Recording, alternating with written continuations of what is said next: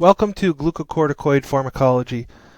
I'll be talking in a very kind of focused manner, which will be less than 20 slides on glucocorticoids. I just want to first start by talking about what glucocorticoids actually are, in case there's any misconception there. Glucocorticoids are one type of steroid, and they actually come endogenously, and the main one would be cortisol. Okay, cortisol, which would be coming from the adrenal cortex. What is different about glucocorticoids compared to another type of steroid, which is a mineralocorticoid, is that glucocorticoids, the function of the body is very, very broad, and some of the functions are related to metabolism, some of the functions are related to the immune system, and many, many other functions. And so, believe it or not, even though we use glucocorticoid medications as anti-inflammatories, the body uses glucocorticoids for many, many other reasons, and that's why we get a lot of side effects that I'll get into in detail later on. So just bear with me, and as we proceed, you'll see the difference between, again, the glucocorticoids and the mineralocorticoids, and the fact that these drugs that they've made over many, many decades can actually act like one or the other, or really both, a glucocorticoid or a mineralocorticoid. So throughout the whole lecture, I'll be using this red kind of virtual laser pointer to help you see what I'm kind of focusing on. So starting very, very basic, steroids are all very similar. They have this kind of four-ring structure, and actually they all start from cholesterol. So your body's natural cortisol and your body's endogenous aldosterone, they both start from cholesterol. And as you can see here, there are many other types of steroid hormones that all start from cholesterol. Okay, so I'm not really highlighting estradiol or testosterone here, but those are very important in this pathway. But I'm going to leave those for maybe future discussions in probably other modules. But the focus here is going to be glucocorticoids and mineralocorticoids. So the first thing to know, again, just to reiterate that, is you need to understand that cholesterol is required for all this. Without cholesterol, you do not have steroid biosynthesis. So as we know, it usually gets kind of a negative reputation. It is required for many bodily functions. That gets converted into progesterone, and then progesterone can actually get converted into aldosterone or cortisol. And you might have noticed I have a glass of water here with something sprinkling into there. That is actually sodium chloride or salt. And the reason why I do that is I'm using it as a mnemonic. So anytime I talk about a drug that has this, and I'm going to talk about this in more detail just in a second, but anytime I talk about a drug that has this sodium chloride going into the water, that drug is going to promote sodium and water reabsorption from the kidney. So that drug can cause fluid retention and sodium retention. And that's because those drugs function to either a small extent or a great extent like aldosterone. Aldosterone is your body's natural mineralocorticoid. So when we use most glucocorticoids in most clinical settings, our goal is not typically to increase sodium reabsorption. So that aldosterone-like or mineralocorticoid-like effect is not really desirable in most cases because that raises fluid and blood pressure. So some of the more commonly used steroids have been designed to pretty much minimize that mineralocorticoid effect. So the other effect that these steroids would have would be the cortisol-like or glucocorticoid effect, and that's what I'm talking about now. So, and that's really the focus of the whole lecture is glucocorticoids. So cortisol is the one that's natural in the body. Just as a side note, when you buy hydrocortisone cream over the counter, or if you get it prescription, but hydrocortisone cream is chemically identical to cortisol. And a lot of people may not realize that. So that is identical to your natural cortisol. It's just the drug name, they've kind of modified it rather than calling it cortisol. It's just hydrocortisone.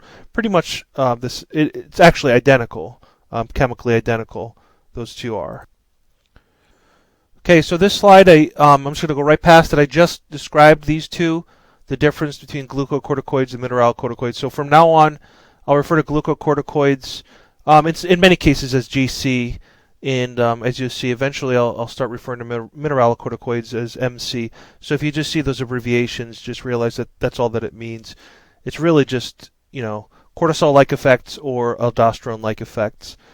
Unfortunately, I don't have any fancy animations in this lecture, but I put together this image that'll hopefully help to understand the mechanism of action of glucocorticoids.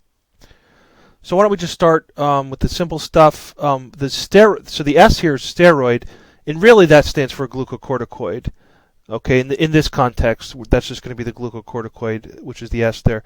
That is bound to something called CBG.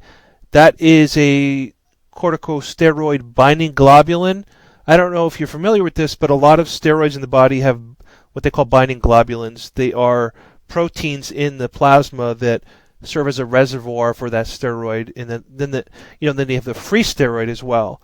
So many other things like testosterone and estrogen, they have binding proteins that, if you didn't know better, and you measure the total amount of steroid in the blood, you may not realize that a lot of that is not free.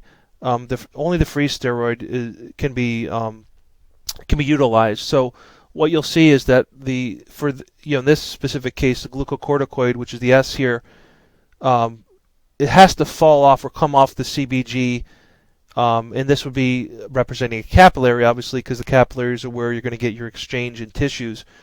So the steroid goes off the capillary, it goes into a target tissue. Please make note up top that this is kind of functioning right now as a universal cell type.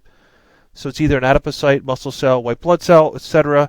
So I'm trying to just show you an overview by using a cell that can kind of represent any cell. Just an overview of what happens when the glucocorticoid would enter one of those cell types. So if you look inside the cell, the GR stands for glucocorticoid receptor. This type of receptor starts off as a monomer. That means there's one subunit here, one subunit here, and it's bound to something called heat shock protein 90. I don't really want you to memorize that, but that is a chaperone protein that pretty much is covering. It's going to cover the steroid receptor, the glucocorticoid receptor, to prevent it from dimerizing. But once you have the glucocorticoid coming in, and again I kind of abbreviated this, I didn't animate it and show all the steps, but so just kind of you can imagine that the steroid will bind to one of these glucocorticoid receptors. It'll knock off the heat shock proteins, or HSP90s, which you can see on the right here, is the proteins are lost. And then once two monomers have that happen, they have pretty much free space at that point, or free binding sites, so the two glucocorticoid receptors can then dimerize, and only in the dimeric form can they travel to the nucleus. So that, as you could probably already see here, that's implying then that the glucocorticoid receptor starts off in the cytosol. So please understand that. So it starts off in the cytosol, and then after it dimerizes, it will travel to the nucleus, and this is where steroid types of medications are quite different from a lot of other medications.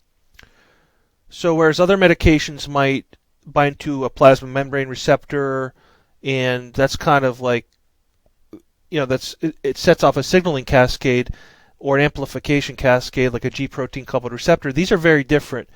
Steroid types of receptors generally would work at the level of the nucleus. They actually bind to, in this case, binding to DNA, and this is the GRE is basically the glucocorticoid response element, and that any one of those elements, if you go throughout all the different kind of physiology and all the different receptor types, any kind of response element is generally a piece of DNA that will bind to a receptor or some signaling molecule like a protein, and that can then activate transcription or inhibit transcription. So this glucocorticoid response element is going to bind to the dimerized glucocorticoid receptor. So that's functioning like a transcription factor. So when the glucocorticoid receptor binds, and it's not binding to random pieces of DNA, it's binding to a very specific sequence of DNA that you don't need to know, but that sequence of DNA is going to be in the target genes, a very specific set of genes that the steroid receptors would bind to that would either increase transcription of certain RNA transcripts or decrease transcription of other ones. And what I want you to know for the decreased transcription is that really you're just decreasing transcription of pro-inflammatory proteins. On the other hand, for again, these are actually different genes. So some genes will have this happen, and some genes will have this happen, which is increased mRNA for anti-inflammatory proteins, gluconeogenesis, muscle, fat, and connective tissue catabolism. So I'll clarify, that means that when the glucocorticoid receptors bind, you'll have an increase in anti-inflammatory RNA, which then means an increase in anti-inflammatory proteins. You'll have an increase in new glucose production, that's gluconeogenesis. But I want to clarify that the rest of these, muscle, fat, and connective tissue, that's catabolism. That means you're breaking them down. So glucocorticoids are very, very different from anabolic steroids. So these are actually more catabolic steroids because they cause breakdown of muscle fat and connective tissue. So you'll see that there are major side effects related to this breakdown of many different tissues.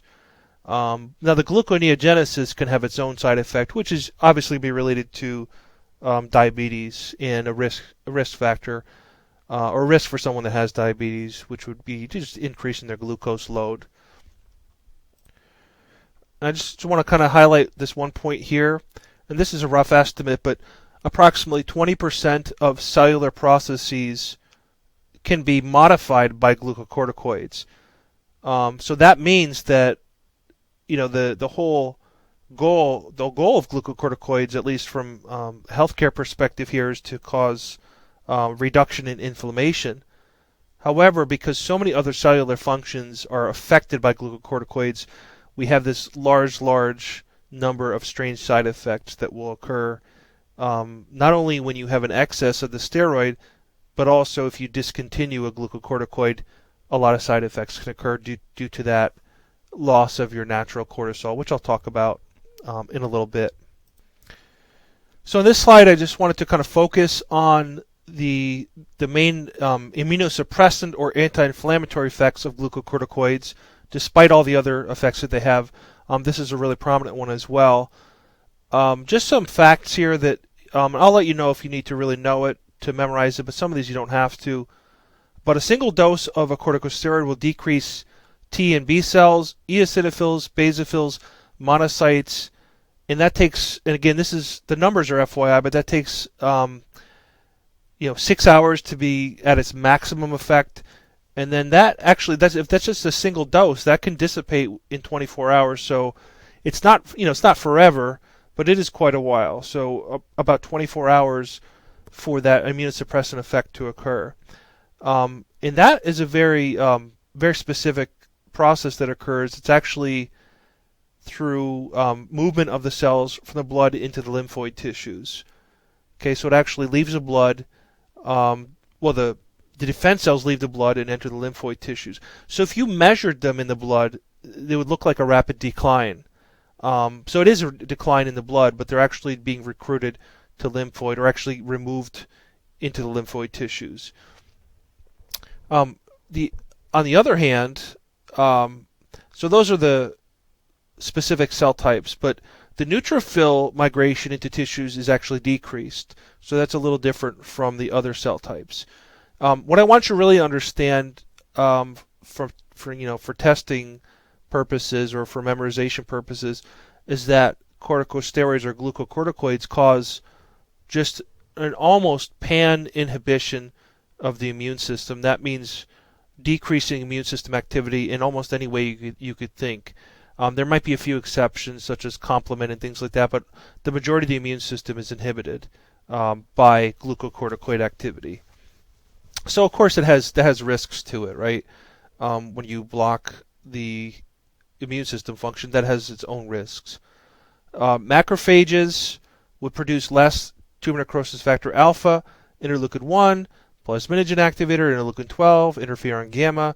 Phospholipase A2 is inhibited, so arachidonic acid is not available to produce inflammatory prostaglandins. Cyclooxygenase 2 expression is reduced. That also decreases prostaglandin production. So if you think for a minute, I know you haven't had a lot of lectures probably on NSAIDs, but you might understand a little bit about them in that NSAIDs block cyclooxygenase 1 or cyclooxygenase 2 depending on the NSAID, or they could block both. So you have something similar to that with glucocorticoids, but they don't just affect cyclooxygenases, they affect a lot of other things that I talked about kind of in the first few bullets. But rather than directly blocking COX-1, you're actually blocking arachidonic acid. You're blocking arachidonic acid from being produced by membrane phospholipids. So without arachidonic acid, it doesn't matter if you have COX-1 or not, you can't produce inflammatory prostaglandins. So this is a really, really broad sweeping effect of the glucocorticoids. Histamine release by mast cells and basophils is decreased. So I actually don't plan on asking all the details here because it's pretty much anything, just about anything you think of is going to be inhibited by glucocorticoids. I do want you to understand that it does most of its effects through modifying transcription of, increasing transcription of anti-inflammatory RNA or genes and decreasing transcription of pro-inflammatory. Now, unfortunately, because the COVID-19 virus, we're not doing this, live in an interactive format. But I do have a question, and I'll ask it. I'll answer it myself, which I do from time to time anyway in class, right? So I think we'll be able to manage. So what do you expect the onset of action to be for glucocorticoids versus other anti-inflammatory drugs? So I just want you to think about that for just a few seconds. What do you know about other anti-inflammatory medications? And I want to clarify, because I just realized that I have acetaminophen there. Acetaminophen is not anti-inflammatory, but it is an analgesic.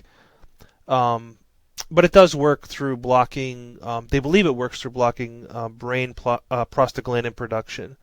So it's a similar mechanism to NSAIDs. So my question is, again, do you think the onset of action of steroids like glucocorticoids would be similar to NSAIDs and acetaminophen and opioids, slower or faster? And if you've spent a few seconds or a few minutes thinking about that, hopefully you thought about the fact that the glucocorticoids have to work on a transcriptional level.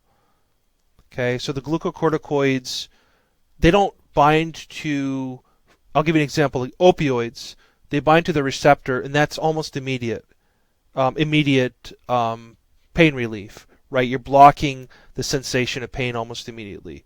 NSAIDs block COX-1 or COX-2. They don't work immediately, but as soon as they stop prostaglandin production, then you'll have analgesia and anti-inflammatory effects. Glucocorticoids require a modification of transcription, which takes a lot longer. So you have to wait for the anti-inflammatory proteins to build up. You have to wait for the pro-inflammatory proteins to be degraded. So it's going to take hours rather than minutes. And sometimes, it could take up, from 3 to 6 hours at least, and then maybe even longer than that for the maximum effect. Okay, so that's why generally, and this is kind of a side note, but I think it's relevant. Generally, if someone has an allergy, a severe allergy, you generally don't see someone just giving glucocorticoids because it takes so long. You'd give a glucocorticoid in an antihistamine for many allergies, like a bee sting. You'd see methylprednisolone maybe, and like Benadryl IV. So that's because of the duration, or the onset of action, I should say. Now I put this slide in here. I realize this is a rare instance when this can happen, and this is an example of what happens maybe in an overdose. But I still wanted you to be aware of the fact that this this has been seen before, and this is actually not in humans. This is in animals, and I've seen many studies on this where if you give if you give an animal an overdose of a glucocorticoid, you can actually see the thymus breaking down from point A here to, or panel A to panel C. We see the reduction in thymus mass, and that's actually replaced by actually lipids. Okay, they actually look like adipocytes. So replacing the thymus mass by lipids. So you actually can cause thymus atrophy or thymic atrophy from if someone had an overdose of glucocorticoid. And the thymus is where your T cells mature. So it's all related to the immune system again. So we're talking about some pretty, if you don't get the dosing right, or if someone were taking them without paying any attention to the dosing or the potency, that they could potentially get some pretty serious side effects related to the thymus and the rest of the immune system. Okay, I'm gonna go back to the idea. I wanted to remind you of the idea that glucocorticoids can regulate up to 20% of cellular processes, and a lot of those are not directly related to the immune system. So if someone is on a long-term or potent glucocorticoid, usually it has to be long-term and potent, but I guess in theory you can have a low potency one. If you take it for a very long time, there's a potential for this. And what I wanted to talk about is this Cushings-like syndrome. So if someone has Cushings syndrome, which is it's like a disease, that is a pituitary adenoma that secretes excess adrenocorticotropic hormone. We'll talk about. Just to remind you the physiology. I'll do that just in a little bit. But ACTH excess, which translates to excess cortisol. So if someone has Cushing syndrome, they have excess cortisol. Cortisol is your natural glucocorticoid.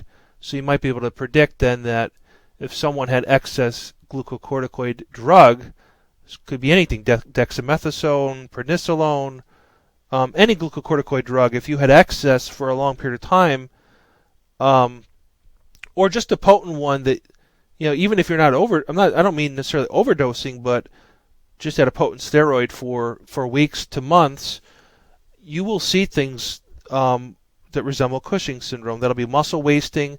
Remember I said the metabolic role of glucocorticoids is important. So muscle wasting, fat redistribution into the face. This I don't actually know the exact mechanism behind this. I've tried to find it, but I don't know if anyone knows exactly how. But what will happen is you'll actually have fat loss from, for instance, like the lower limb, like the legs and things. You'll have fat loss, maybe from the arms, but then you'll have like fat gain, and actually it's believed that the triglycerides are lost in certain areas of the body. They go into the blood, and then they re-enter another part of the body. And for instance, in the face, the trunk, the back, especially, they call this, you can't really see here, but a buffalo hump, where if you look behind in the back of the person, you'd see a very large fatty bump there. Okay, it kind of looks like he's lifting weights and got the traps built up, but that's representing fat buildup there actually. So you get a lot of redistribution of fat, a plethoric face, which means red and swollen. Okay, so very kind of rosy cheeks, a risk for diabetes because of the gluconeogenic effect, osteoporosis, thinning of the skin, which can result in striations that which are stretch marks. And the thinner the skin, remember you're thinning it, and you're putting additional fat, especially in this example in the trunk. So it's swelling up, but the skin is getting thinner, so you have a higher risk for stretch marks. Acne, alopecia only in certain areas, particularly the head, and of course it might be more noticeable for females that normally have a full head of hair. They might see that very, very obviously if you're getting alopecia. Compared to a man that may already have hair loss, it may be a little bit harder to detect that. But either way, it's a problem for both sexes actually. Hair redistribution, so not just hair loss here. but you can get hair excess, especially for women. You'll start to see hair growth where you normally wouldn't, which might be like near the beard area. You'll get some kind of fine hairs there that'll start to build up. So that's facial hirsutism. Insomnia and depression are not that rare. Increased platelets, so a lot of side effects. And something that's, I don't know that that's on here, but skin that easily bruises and heals slowly or heals poorly as well. Okay, and so all these together, make for a pretty significant kind of constellation of side effects that can occur. So I just talked about what happens if you have a lot of glucocorticoid that's potent for a long period of time, but what if you're on that glucocorticoid for a significant period of time and then you stop it? Imagine if you stopped it immediately.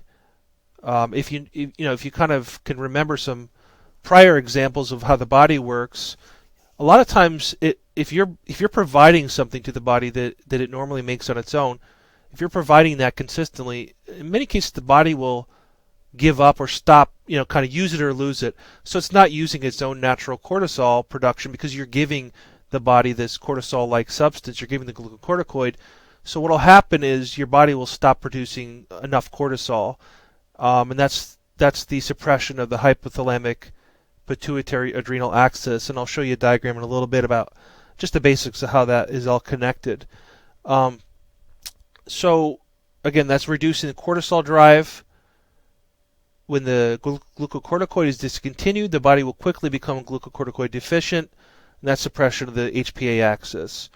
Okay, so what that looks like is, well, first of all, I'm sorry, I wanted to mention the anatomy in case you don't remember this kind of endocrine anatomy and the way it's all connected. So this slide right here is not just cortisol or just steroid related anatomy. It's just to show you the region of the body. So if you kind of take a whole picture of the brain, we have the pituitary gland down here. The hypothalamus is actually right above that. It's like kind of like a channel going to the pituitary gland. And if you zoom in, this would be the hypothalamus up here where I have a B. This whole region here is basically the hypothalamus. And as you go deeper down, you have the pituitary gland. What happens is the hypothalamus is where the signal first would normally start to produce cortisol, and then you'd have a continuation of that signal in the pituitary gland, and then finally, because remember the pituitary gland actually has a blood supply, that blood supply would carry the signal down to the adrenal cortex to finally produce cortisol, and that's going to be more obvious on this slide. So again, the hypothalamus produces corticotropin releasing hormone. Corticotropin releasing hormone doesn't have to travel far. Remember, it travels right down to the pituitary gland, which is that is inferior to the hypothalamus. The pituitary gland produces adrenocorticotropic hormone, or ACTH. That's also called corticotropin. Okay. And that's why this, let me just back up a step, that's why that's called CRH, or corticotropin releasing hormone, because it releases corticotropin, or ACTH. ACTH travels through the bloodstream all the way down to the adrenal gland on top of the kidney, right, and that would be the cortex, which is the center of it, and that would cause release of cortisol. So more CRH, more ACTH, more cortisol.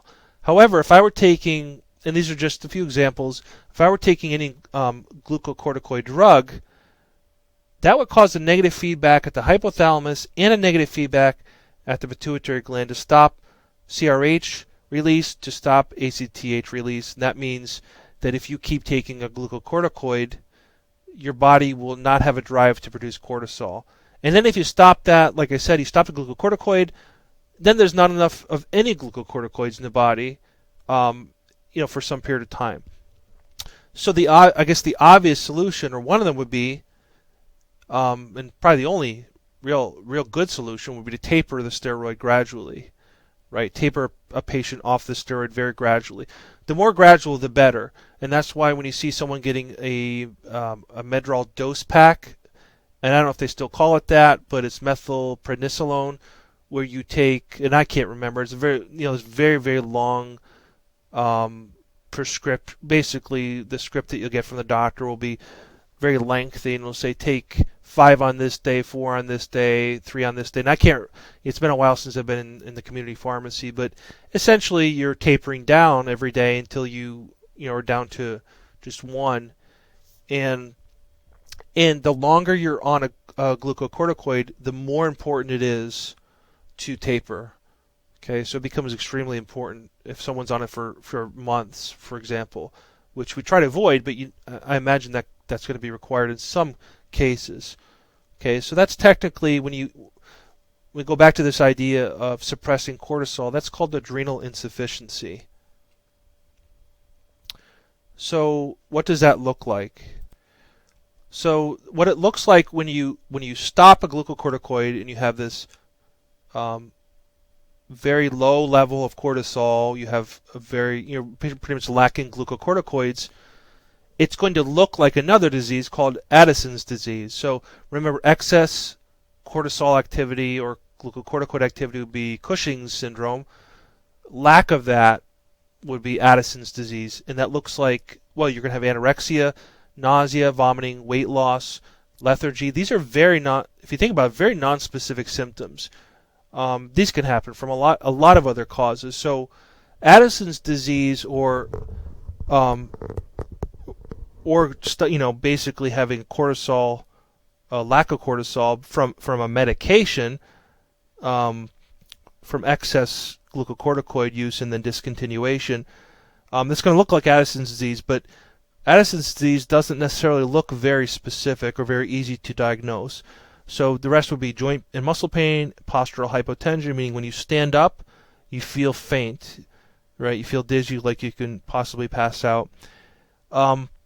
Even that can happen to someone who doesn't have any disease, right? Postural hypotension. So that is actually going to be a little bit more difficult to make the connection between the drug discontinuation and these symptoms.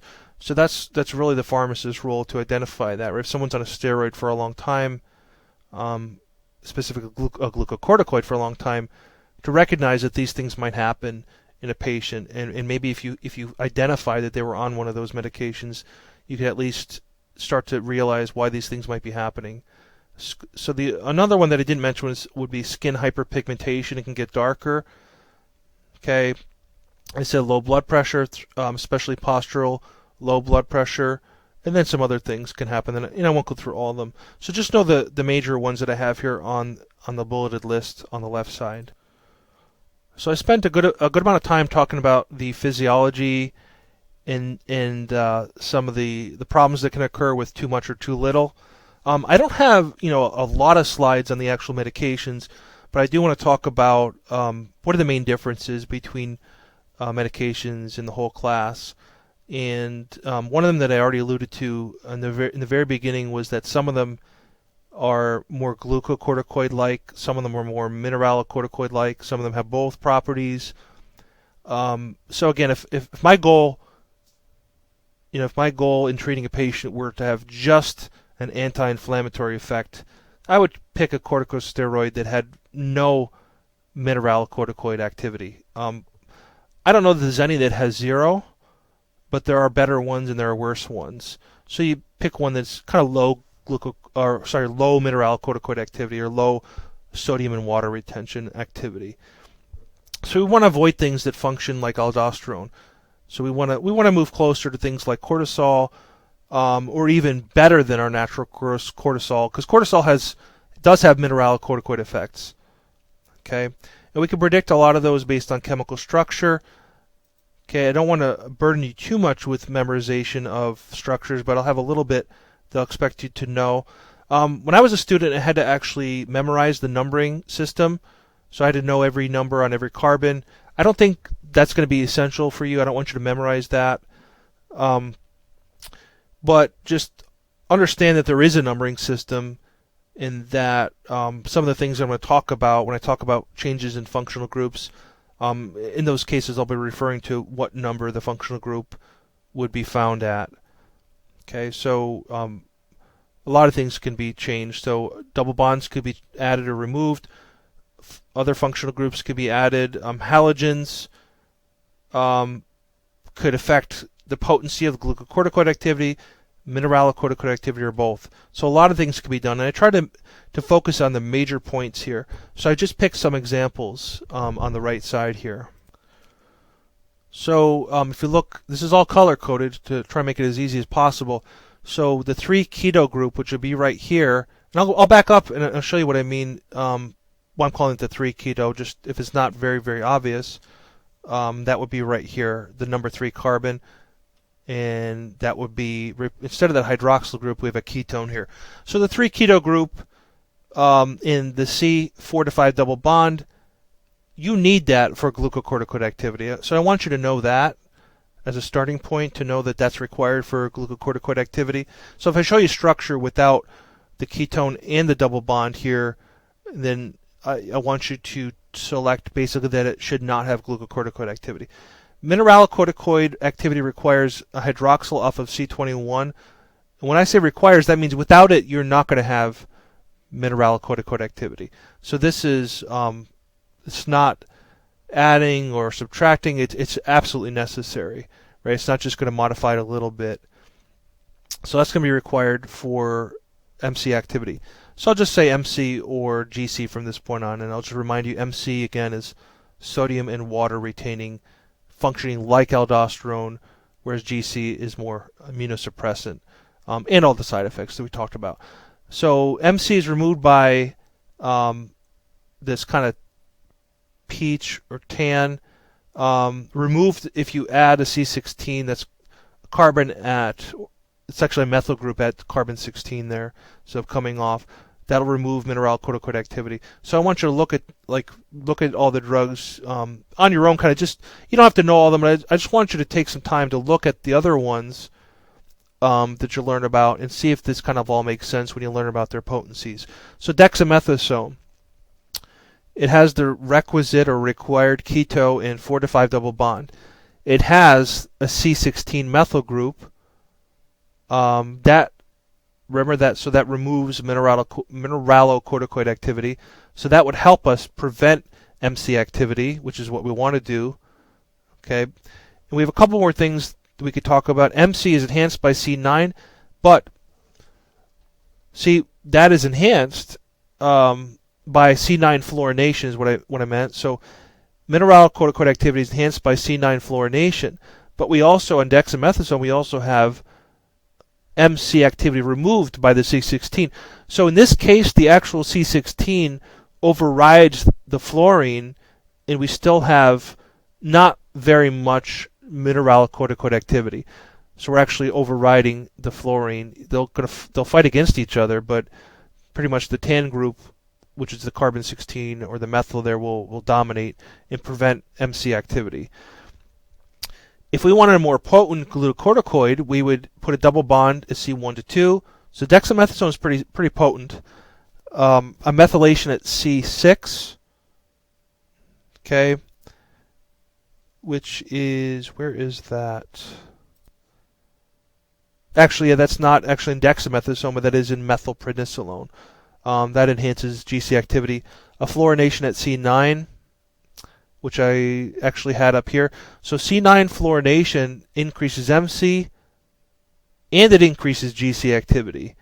Okay, so if you're going to have a fluorine here, it's helpful to have another group to at least inhibit the MC activity, and that, for example, would be, again, the C16 methyl group to block the MC activity.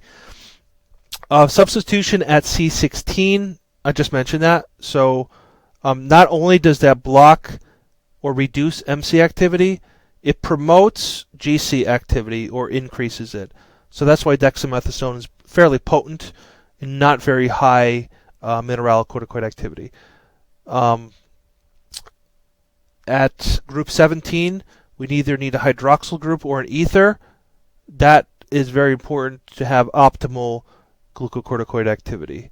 Okay, and one example I wanted to give you is what if someone, and I'll say for an outlandish reason, even though there actually is a good reason, but I'll say what for an outlandish reason we wanted to have a drug that just worked like aldosterone and not like a glucocorticoid. How would we produce that? And that's already been answered, and the drug would be fludrocortisone down the bottom right, and that's why I have the salt here, to remind you that that is living, we'll say the salt life, which is what you see on those Jeeps and things, or people that are in Pennsylvania that would rather be on the beach, which I don't blame them, right? But living the salt life, that means, what I mean by that is that it is really good at causing sodium and water reabsorption in the kidney, and that is in the collecting tubule. But that's renal physiology. We don't have to go all the way back to the details there so much. But if in terms of memorizing it, I don't think you have to memorize that it's working in the collecting tubule. But if you might remember that from physiology, that's where aldosterone will work, and that's where the mineralocorticoid-like drugs will work. So fludrocortisone has an MC promoting group off of C21. It has the fluorine, okay, which is C9. That is also MC. It does not have a double bond at C1 to 2. It does not have a methyl at C16. Okay, and what that kind of translates to is you remove a few groups that are GC active or pro-GC. You add a few groups that are pro-mineralocorticoid. So you get the net effect, which is mostly mineralocorticoid. So fludrocortisone, we don't use that for inflammation because it's not GC active. We use fludrocortisone in case someone needs sodium and fluid retention. If for instance, if they have hypovolemia. So that's the main reason for that. And I don't know if you'll ever see that again in the curriculum. So it might be worth kind of noting that's the main purpose. So please understand, I will very likely ask something at least about that being pro-mineralocorticoid in terms of its activity. So what about putting some other glucocorticoids in here to compare to? Okay, so I'm not going to go over all the functional groups. I don't think that's necessary, but what I did here to make it as easy as possible is when you start hearing about the clinical utility of these, I want you to look back at this lecture and say, oh yeah, that makes sense. This might be good for someone that has, for instance, is there one that you would pick in someone that already has fluid overload? Is there a better one? Well, I'd say the best one would always be one that doesn't have mineralocorticoid activity, or it doesn't cause sodium and water retention. So none of them are perfect, but you would definitely avoid something, I would say, like, and I'm probably being a little bit too, I'd say, kind of too absolute here to say completely avoid it, but it'd be better to pick something that has basically lower mineralocorticoid activity if you want to prevent fluid retention. I mean, dexamethasone that's a good one in that sense because it is potent as a GC, but is not very much MC activity. Budesonide is another good one in that case. Prednisone is not bad, but it definitely has some aldosterone-like effects. By the way, prednisone is a prodrug, believe it or not, and that's not something that I actually could recall from my schooling many years ago, and I probably forgot. But prednisone is not active as the parent compound. It's actually a prodrug converted into prednisolone. So the only reason why I have the same size, and this is actually to scale, not to scale, but the bigger the glass means the more mineralocorticoid activity. So that's why dexamethasone doesn't really have a glass of salt water. Methylprednisolone is a very small one because it's very low MC activity. And these guys are kind of in between. So cortisol, which is natural, or hydrocortisone, which is still the same molecule, but it is administered as a drug, about the same. Kind of medium activity like prednisone, and prednisone is just broken into prednisolone. So really, this salt water here really just goes for the prednisolone itself, which is the active metabolite. So really, it should just be here. Okay, and that's it. And that, so what is that? That is actually a salt crystal. I just threw in there as an extra reminder. Aldosterone is your body's way of reabsorbing sodium from the kidney into the blood, and it's actually way more complicated than that, because every time you reabsorb sodium you affect or excrete potassium. But I just wanted to remind you that, again, that is your major natural mineralocorticoid. So I put the salt crystal there, and I think it grows, gets pixelated, and that's it. Okay, thank you for listening. Good luck on your avoiding your COVID-19 as you are home. And again, thank you for your attention.